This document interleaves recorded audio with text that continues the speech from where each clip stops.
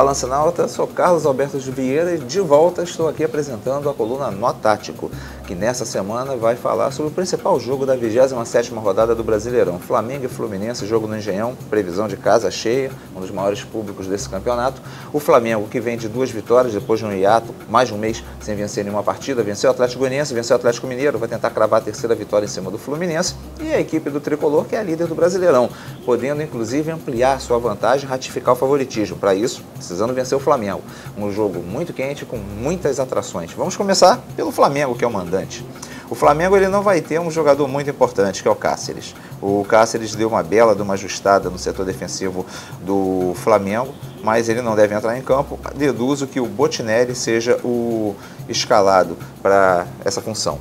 Pode entrar o Renato, pode entrar o Muralha, mas o Botinelli vem jogando sistematicamente. Ele não é tão bom marcador, por exemplo, quanto seria o Cáceres ou até mesmo o Renato, mas ele é um pouco mais regular e não vem de lesão, como aconteceu com o próprio Renato. Então o Cáceres deve ser o Botinelli deve jogar como um volante ao lado do Amaral, e isso aí o Flamengo tentando fechar esse seu centro e podendo dar momentos de liberdade para o Léo Moura. O Léo Moura que está numa função diferente.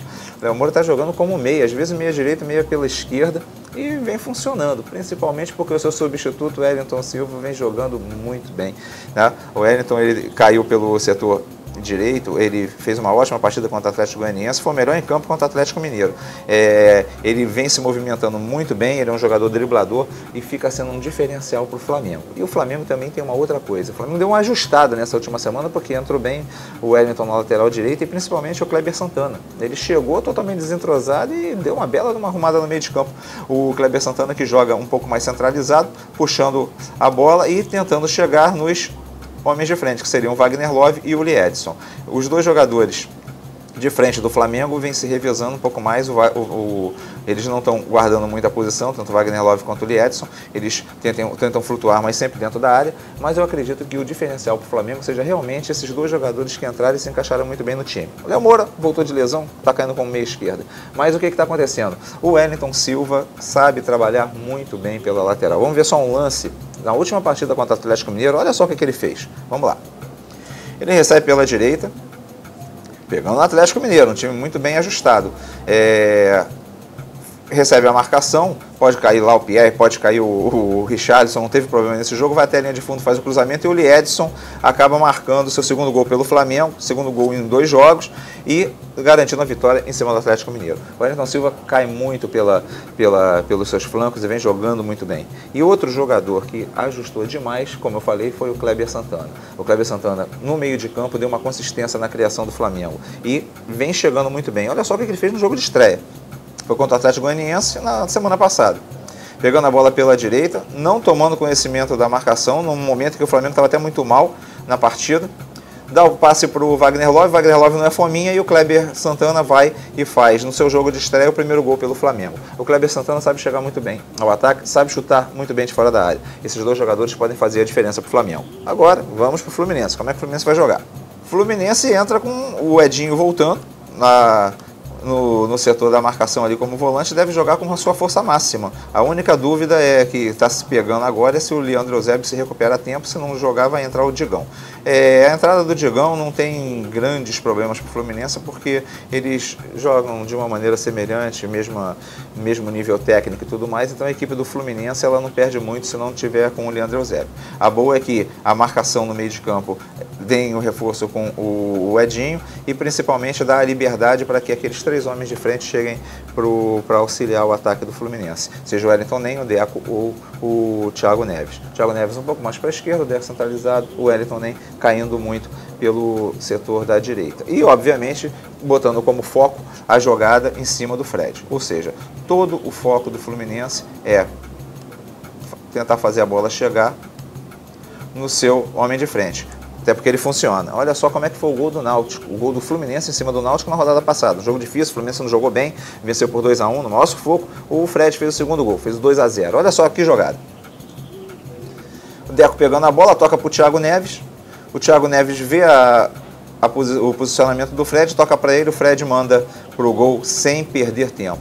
O Fred é um jogador de muita qualidade, na hora do arremate. Não é artilheiro do Campeonato Brasileiro por acaso, Wagner Love também está chegando, né? Vai ser um duelo de 2 artilheiros, inclusive. Agora, o Fluminense seria só o Fred como o cara efetivo lá dentro da área? Não, o Wellington nem chega, o Deco tem um bom arremate, o Thiago Neves chega com qualidade e principalmente, de vez em quando, e não só em córner, em escanteio, os jogadores de defesa chegam ao ataque com bastante perigo.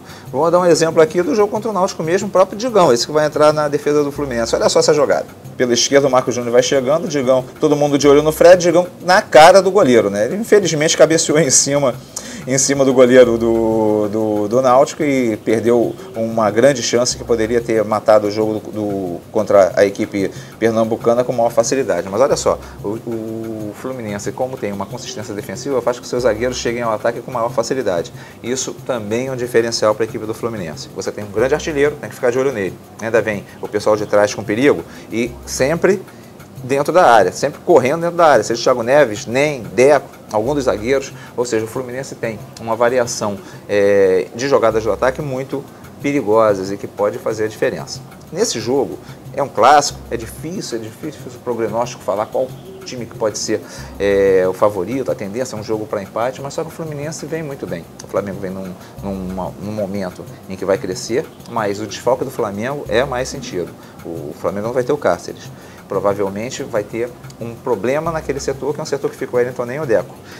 O Fluminense tem o Fred numa ótima fase e tem um time muito regular. Seja o Bruno, como na lateral pela direita, vem saindo muito bem. A marcação do meio de campo vai ganhar com a entrada do Edinho. Então eu acredito que o Fluminense é o favorito para essa partida e ele deve sair vencedor, o que significa que ele pode até ampliar a sua vantagem para o vice-líder. O Atlético Mineiro vai jogar fora de casa contra a Portuguesa, então esse jogo do Galo é complicado, então o Fluminense pode sair nessa rodada ainda mais tranquilo na liderança. Mas o Flamengo, pelo menos, deu uma melhorada e vai vender muito caro essa partida. Vai ser um belo jogo e vamos ver o que vai acontecer, né? Um grande abraço para todos e até a próxima.